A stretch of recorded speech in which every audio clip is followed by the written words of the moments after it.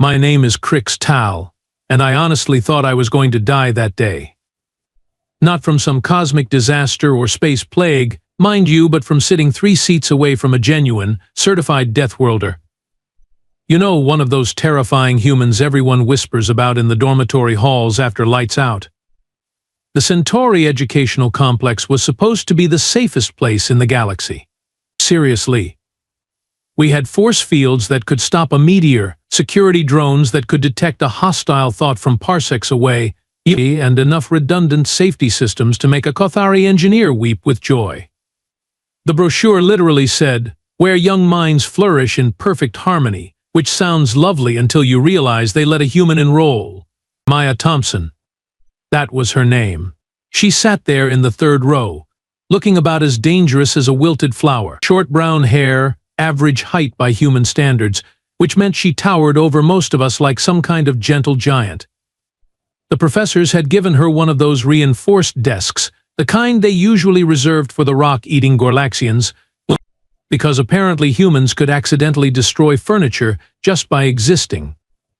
The rest of us kept stealing glances at her throughout Professor Quindara's lecture on peaceful conflict resolution. Oh, the irony there. Maya just sat quietly, taking notes with this ancient human writing instrument called a pencil, occasionally nodding along like she wasn't a walking weapon of mass destruction from the most violent planet in known space. Tikri, my Zephonian roommate, had spent the entire morning explaining human horror stories to anyone who would listen. How they survived on a world where everything, including the weather, actively tried to murder them daily. How they hunted predators that could snap a Valerian in half just for fun.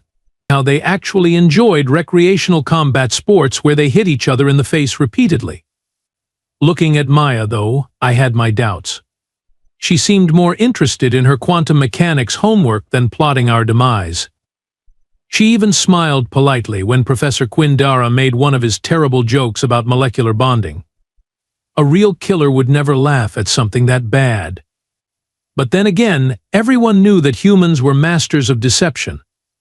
Maybe this quiet, studious act was just part of their predatory nature. Maybe she was analyzing our weaknesses, planning the most efficient way to eliminate the entire class. I shifted nervously in my seat, my 3 hearts beating slightly faster than normal. Just being in the same room as a Deathworlder felt like tempting fate itself.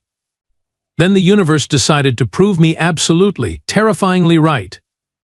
The invasion klaxon shrieked through the facility like a banshee with anger management issues. Red warning lights bathed everything in the color of fresh blood, which seemed oddly appropriate given our current company. The automated voice began its cheerful announcement. Attention students and faculty. We are experiencing a Code Crimson security breach. Please remain calm while we all panic internally. Okay, it didn't actually say that last part, but you could hear it in the system's digital voice. Professor Quindara's 6 eyes went wide as dinner plates. Tikri started hyperventilating through both sets of respiratory slits. The Gorlaxian twins began that low rumbling sound they made when stressed, which honestly sounded like a construction site having an argument with itself. The emergency force field slammed down over the windows with a sound like thunder. Glass doors began sealing corridors. Security drones zipped past our classroom window, their weapon systems already charging with ominous blue light. The facility's defensive grid was coming online, and everyone knew what that meant. We were under attack. But here's the thing nobody prepared me for. The moment that alarm sounded, Maya Thompson transformed. Not literally, thank the cosmos, but she went from quiet student to something else entirely. Her head snapped up, eyes scanning the room with predatory focus. Every muscle in her body tensed like a coiled spring. And then she stood up. The reinforced desk, that supposedly indestructible piece of furniture designed to withstand a small explosion, split clean in half, just from her hands gripping the edges as she pushed herself upright. The metal groaned, the composite material cracked, and 2 perfectly functional desk halves clattered to the floor like broken dreams. 27 pairs of alien eyes stared at the destruction in absolute, bone-deep terror. Maya looked around at our horrified faces and said, quite calmly, sorry about that. Sorry? Sorry? The Deathworlder had just demonstrated that she could casually destroy military-grade furniture with her bare hands, and she was apologizing like she'd accidentally sneezed too loudly during a library study session. That's when the real panic started. Tikri shrieked like a tea kettle achieving sentience and immediately regretting it. The Gorlaxian twins dove under their desks, which was honestly impressive considering they weighed about 3 tons each. A group of Zinthari students started that high-pitched whistling sound that meant either extreme fear or mating season, and frankly, I didn't want to know which. Everyone remained calm. Professor Quindara shouted over the chaos, his tentacles flailing in what was supposed to be a soothing gesture but looked more like he was trying to conduct an orchestra of terrified animals. The human is just experiencing a stress response. It's perfectly natural for their species. Natural? Natural?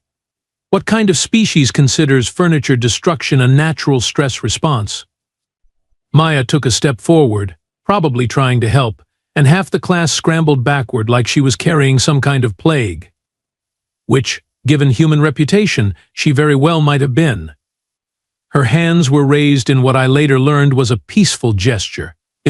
But at the time it looked like she was preparing to grab the nearest student and demonstrate her species' famous bone-crushing abilities. "Look, I can explain," Maya said, her voice remarkably calm for someone who'd just revealed herself as an instrument of mass destruction. Humans have what we call an adrenaline response when we perceive danger. It makes us temporarily stronger, and I wasn't expecting it to kick in quite so dramatically. Adrenaline response. They had a name for it. They had a biological system specifically designed for becoming more dangerous when threatened. Because of course they did. "Stay back," squeaked Plixnar, a tiny Meepian who probably weighed less than Maya's left shoe. "We know what humans do to other species. We've seen the documentaries." "Those weren't documentaries," Maya said, looking genuinely confused. "Those were action movies. They're fiction. Entertainment. We don't actually go around fighting aliens for sport." But nobody was listening anymore. The alarm was still wailing, red lights were still flashing, and we had a confirmed Deathworlder in our classroom who had just proven she could break things with her bare hands. The logical conclusion was obvious. The invasion was probably her backup arriving to collect the survivors. Professor Quindara was frantically tapping his communication device, probably calling for security, or possibly for a priest. Maya stood in the middle of the chaos, looking like she wanted to help but was afraid to move in case she accidentally destroyed something else. Which, given her track record, was a very reasonable fear. Then the real monsters showed up, and suddenly Maya's furniture-destroying abilities seemed like the least of our problems. The explosion that rocked the eastern wing felt like someone had decided to rearrange the facility's architecture using large quantities of military-grade explosives. The reinforced walls, those supposedly impenetrable barriers that could withstand a direct hit from a plasma cannon, crumbled like stale cookies in a toddler's hands. Through the smoke and debris came the Zephyrian raiders, and let me tell you, they made Maya look about as threatening as a particularly aggressive houseplant. These weren't your average space pirates looking to steal lunch money and data crystals. Zephyrians were professional killers, 8 feet of pure muscle and bad intentions wrapped in armor that cost more than most planets' annual defense budgets. Their energy weapons hummed with enough power to vaporize a small moon, and their bioenhancement modifications made them faster, stronger, and significantly more interested in violence than any reasonable species should be. The first raider through the breach took one look at our classroom and smiled. Well, I assume it was a smile. Hard to tell with all those teeth. The educational facility secured, he announced in that guttural Zephyrian accent that made every word sound like a threat. The beginning harvest of intellectual assets. Intellectual assets. They were talking about us like we were crops ready for picking. Professor Quindara, bless his academic heart, stepped forward with all the authority his tenure could muster. "Now see here, this is a neutral educational institution protected by 17 different galactic treaties. The raider's response was to shoot him with a neural disruptor. Our professor collapsed like a marionette whose strings had been cut by a particularly vindictive puppeteer. He wasn't dead, thankfully, just temporarily disconnected from his own nervous system, but the message was crystal clear. Treaties were apparently optional. More raiders poured through the breach, their scanners sweeping the room. They were cataloging us, deciding who was worth keeping and who was excess inventory. The security drones that had seemed so impressive moments earlier were nothing more than expensive scrap metal scattered across the corridors. The facility's defensive grid hadn't just failed, it had been systematically dismantled by beings who considered galactic standard military technology to be roughly equivalent to children's toys. That's when I noticed Maya again. While the rest of us were frozen in terror, staring at our imminent doom with the kind of helpless fascination usually reserved for watching traffic accidents, Maya was doing something completely different. She was studying them. Her eyes tracked their movements, noted their weapons, analyzed their formation and tactics with the kind of cold, calculating precision that made my spine tingle with premonition. She wasn't cowering. She wasn't pleading. She wasn't doing any of the perfectly reasonable things that civilized beings do when confronted with overwhelming force. Instead, she was tilting her head slightly, like she was listening to music none of us could hear. Her breathing had steadied, her posture had shifted into something that looked casual but felt dangerous, and there was something in her eyes that hadn't been there during Professor Quinn Dara's quantum mechanics lecture. Something that made me realize we'd been worried about the wrong predator all along. The Zephyrian scanning our little group paused when his instruments focused on Maya. His expression shifted from professional indifference to genuine confusion. Anomalous readings, he muttered to his squad leader. This one's biology doesn't match the database. Oh, I thought with growing dread you have no idea. What happened next completely redefined my understanding of the phrase educational experience. The Zephyrian squad leader gestured for his scanner operator to investigate the anomaly, identify the species and assess threat level, he ordered, because apparently even professional killers like to follow proper procedure. That's when Maya moved.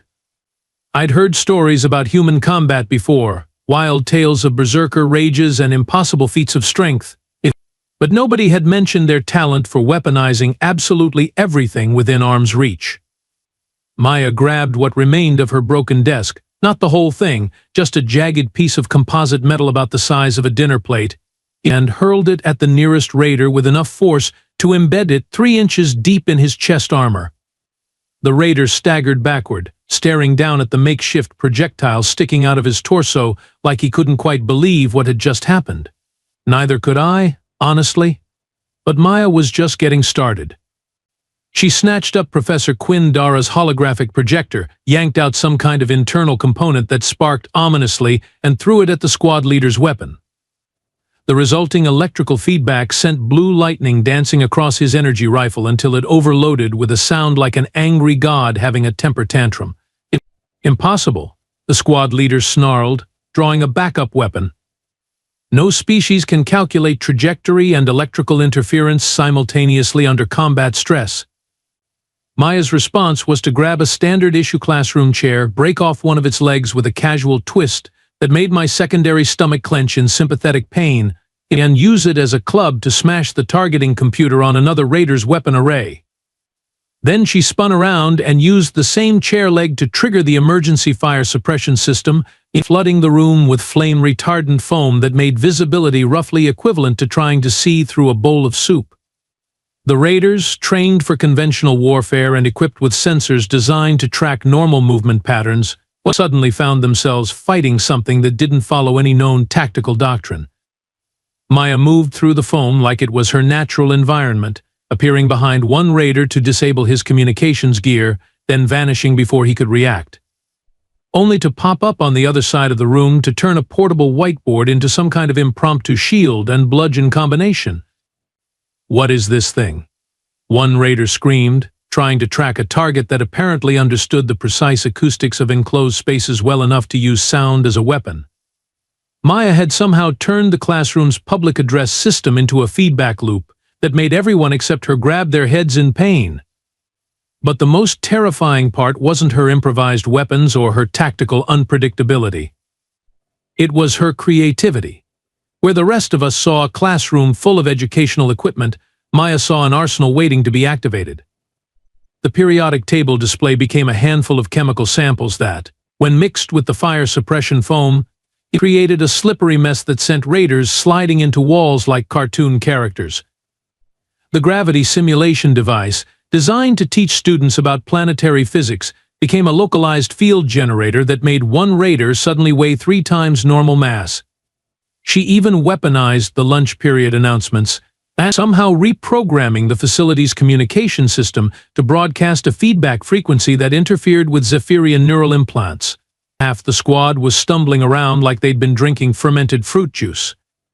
"This is impossible," the squad leader roared, trying to coordinate his increasingly confused and injured team. "Our intelligence reports said this was an educational facility. Nothing but soft targets and academic personnel." Maya emerged from the foam holding what appeared to be a teaching aid about molecular structure, except she'd somehow turned it into a device that was generating enough electromagnetic interference to scramble their targeting systems. Her hair was messed up, her school uniform was torn, and she had that particular expression that I now recognize as a human solving problems in the most violent way possible. "Your intelligence reports," she said conversationally, like she was discussing the weather rather than systematically dismantling a squad of professional killers with classroom supplies, apparently didn't account for human ingenuity.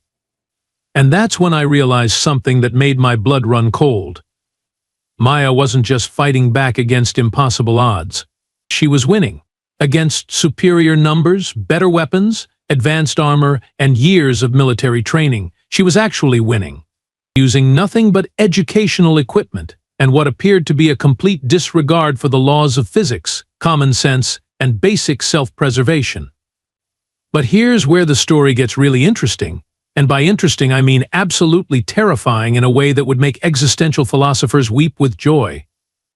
Maya, having successfully turned our classroom into a disaster zone that looked like a tornado had gotten into an argument with a chemistry set, suddenly stopped fighting and turned to address the rest of us.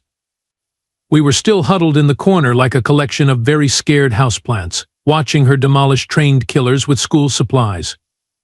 "Okay, everyone listen up," she said, stepping over an unconscious raider who was probably questioning his career choices.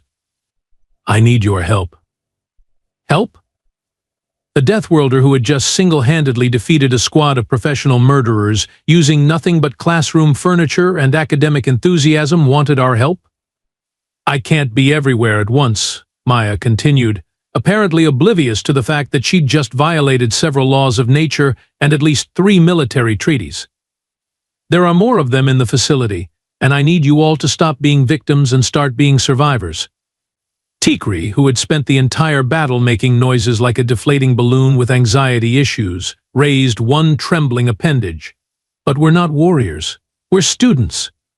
We study theoretical mathematics and applied philosophy." Maya's smile was the kind that probably made natural selection take notes. "Perfect. You understand systems thinking and logical problem solving. That's exactly what we need." And then she started teaching us.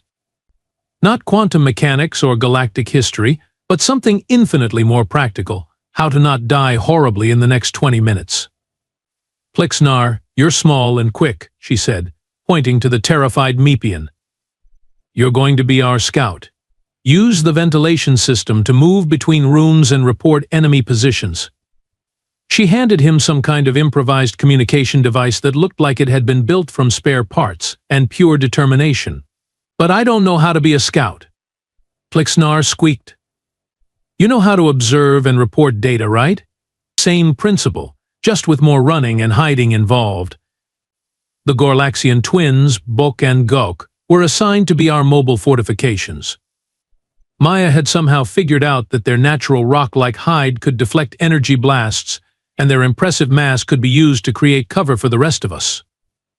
"Your species evolved on a high-gravity world with constant seismic activity," she explained to them like she was discussing their favorite food instead of military tactics. You're naturally built to withstand impact and provide stability. Use that. Even Tikri got a job. Maya had noticed that Zophonians could change their skin color for camouflage, something Tikri had been doing unconsciously out of fear. Instead of hiding, Maya taught him how to use it as active camouflage, making him our infiltration specialist. But this is insane, I protested, watching her turn our study group into some kind of improvised resistance cell. We're academics, not soldiers. Maya looked at me with those terrifyingly calm human eyes. Crixtal, your species has 3 hearts and enhanced reflexes. You process information faster than most combat computers. You're going to coordinate our movements and predict enemy tactical responses. I don't know anything about military strategy. You know game theory, right? Optimal decision trees? Resource allocation under pressure? Congratulations, you know military strategy. You just called it by different names. And somehow, impossibly, it started working. Under Maya's guidance, our little group of terrified academics began moving through the facility like we actually knew what we were doing. Plixnar scurried through air vents, providing real-time intelligence. The Gorlaxian twins created mobile cover points. Tikri used his camouflage to disable equipment and create diversions. And I found myself actually thinking tactically, analyzing radar patrol patterns and predicting their responses like they were variables in a complex equation. Maya had somehow taken our academic skills and weaponized them, turning theoretical knowledge into practical survival tools. It was brilliant. It was terrifying. It was working. And it made me realize that humans didn't just survive on their death world through strength or violence. They survived by turning everything, including other people, into solutions to problems that shouldn't have solutions. Our improvised resistance movement culminated in the main hall, where we discovered that the Zephyrian raiders had made one critical miscalculation. They'd assumed that conquering an educational facility would be like raiding a library, lots of valuable information, minimal resistance, and everyone too civilized to fight back effectively. They hadn't planned for Maya Thompson. The main hall was a disaster zone that looked like someone had tried to redecorate using high explosive ordnance and poor judgment. Blast marks scorched the walls, emergency lighting cast everything in hellish red shadows, and the central holographic display that usually showed peaceful scenes of galactic cooperation was now flickering between images of structural damage and evacuation routes. The remaining Zephyrian forces had fortified themselves behind overturned furniture and portable shield generators, creating what they probably thought was an impregnable defensive position. Their leader, a particularly large specimen who looked like he bench-pressed small asteroids for recreation, was coordinating the final phase of their operation with the kind of professional confidence that comes from never having lost a battle. Resistance has been minimal, he reported into his communication device. Facility will be secured within the next 10 minutes, beginning extraction of high-value targets. That's when Maya kicked in the main doors. Not opened them, not unlocked them, kicked them. The reinforced metal panels, designed to withstand emergency decompression and direct weapons fire, flew off their hinges with a sound like thunder having an argument with a construction site. The Zephyrian leader stared at the doorway where a small human female had just demonstrated the kind of casual destruction usually associated with heavy machinery. What in the 7 hells is that thing? That, I said with growing pride and terror, is a human having a really bad day. What followed was less a battle and more a masterclass in applied violence with a minor in creative problem-solving. Maya charged into the hall with the kind of reckless determination that made physics professors weep and military strategists take notes. The Zephyrians opened fire with enough concentrated energy to vaporize a small building, but Maya was already moving, while using the architectural features of the hall like they were personally designed for her convenience. She bounced off walls, slid under energy blasts, used decorative pillars as cover, and somehow managed to be everywhere the enemy fire wasn't. When a plasma bolt caught her shoulder and burned through her uniform, she didn't scream or collapse. She just got angry, which turned out to be significantly more dangerous for everyone involved. Impossible. The Zephyrian leader roared, watching his professional killers get systematically dismantled by someone who should have been dead 3 times over. Nothing survives direct plasma contact. Maya's response was to grab a piece of broken ceiling panel, use it as a shield to deflect incoming fire, then hurl it like a discus at the enemy's portable shield generator. The device exploded in a shower of sparks and broken physics, leaving half their defensive position exposed. But here's where our academic training finally paid off. While Maya kept the enemy focused on her impossible survival skills, the rest of us implemented what she'd taught us.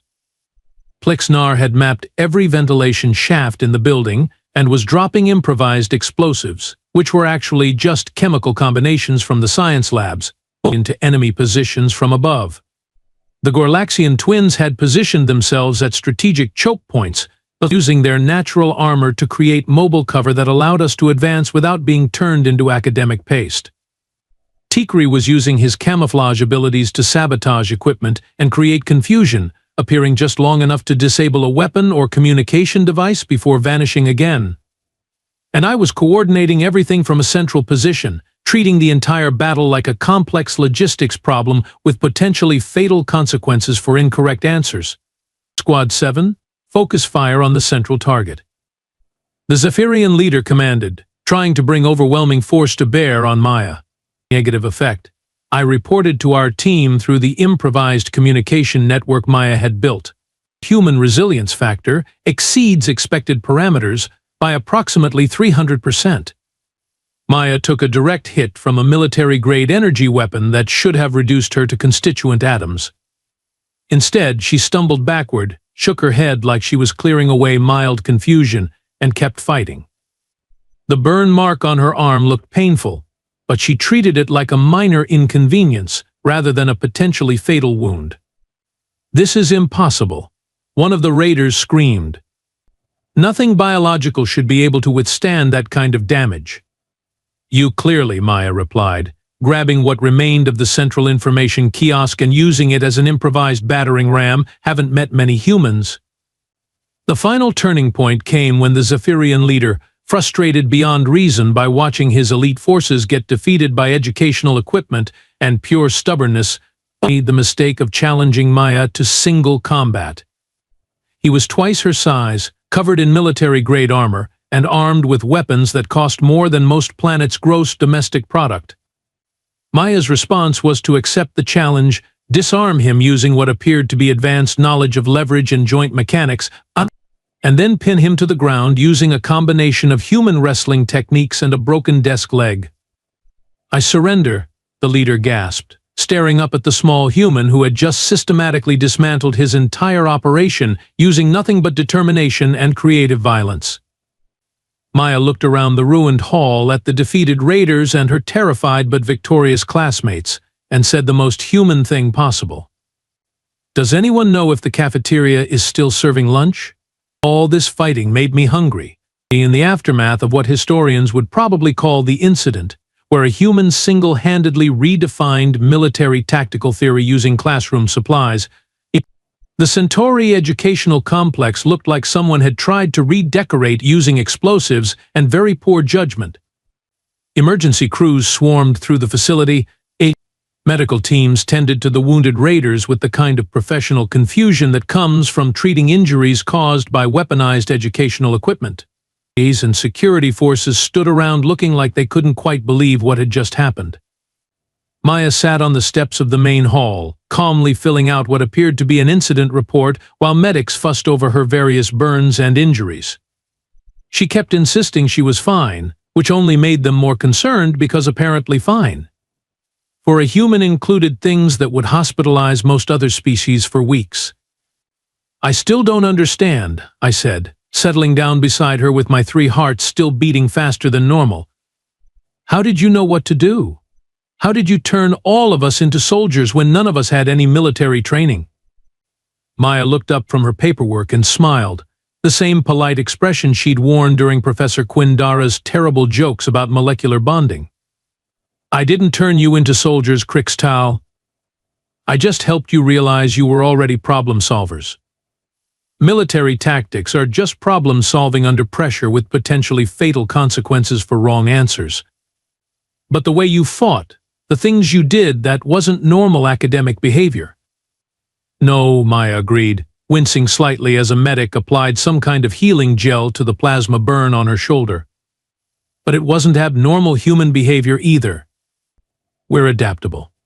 When presented with a problem, we find solutions using whatever resources are available. Sometimes those resources happen to be classroom furniture and terrified classmates. Tikri approached us cautiously, his skin still flickering between colors as his camouflage system tried to process recent events. The stories about humans being dangerous Deathworlders, they're true, aren't they? Maya considered this seriously, which was somehow more terrifying than if she'd just laughed it off. I suppose they are, in a way, but not the way you think. We're not monsters who enjoy violence for its own sake. We're just really, really good at surviving impossible situations and protecting the people we care about. She gestured toward the defeated raiders being led away in restraints. Those Zephyrians were professional killers with superior weapons and training. But they made one critical mistake. What's that? I asked. They threatened my classmates, Maya said simply. Humans have this annoying tendency to get unreasonably stubborn when people we like are in danger. It's a design flaw from evolving on a world where everything was constantly trying to kill us. We learned to be protective of our groups because cooperation was the only way to survive. Professor Quindara finally recovered from his neural disruption and sporting a bandage that made him look like he'd lost an argument with a medical textbook. He approached our little gathering. Miss Thompson, I believe I owe you an apology, and possibly a recommendation for advanced tactical studies. Maya laughed, a sound that was surprisingly normal after everything we'd witnessed. I think I'll stick with quantum mechanics, Professor. It's much less likely to result in property damage. Looking around at the wreckage of our peaceful educational facility, at my classmates who were already comparing stories and laughing about their newfound combat experience, I realized something important. We'd been wrong about humans. They weren't monsters. They were just very, very good at making sure monsters lost. 3 months later, Maya Thompson still sits in the same spot in Professor Quindara's classroom, though we've upgraded her to a desk that's supposedly rated for Deathworlder stress responses. She still takes notes with that ancient human writing instrument, still nods politely at terrible jokes, and still looks about as dangerous as a wilted flower. The difference is that now we know better. The stories about humans being terrifying Deathworlders weren't wrong, exactly. They were just incomplete. Yes, humans come from a world where everything tries to kill them on a daily basis. And yes, they have reflexes that can accidentally destroy furniture and biological systems that let them survive injuries that would kill most other species. But what the stories never mentioned was why they developed those abilities. It wasn't for conquest or domination or the simple joy of violence. It was for protection, for survival, for making sure the people they cared about made it through another day on a world that was actively hostile to life itself. The irony isn't lost on me that we spent weeks terrified of the very being who would risk her life to save ours. We saw her strength and assumed malice. We witnessed her resilience and feared aggression. We watched her turn classroom supplies into weapons and never considered that she might use those same skills to defend rather than attack. Now when Maya raises her hand to answer a question, nobody flinches. When she stands up quickly, we don't dive for cover. When she smiles, we smile back instead of calculating escape routes. Because we've learned the most important lesson about humans that the stories never taught us, they're not dangerous to their friends. They're only dangerous to the things that threaten their friends. And honestly, that makes me feel safer than any force field or security system ever could. Though I still recommend reinforced furniture, just in case.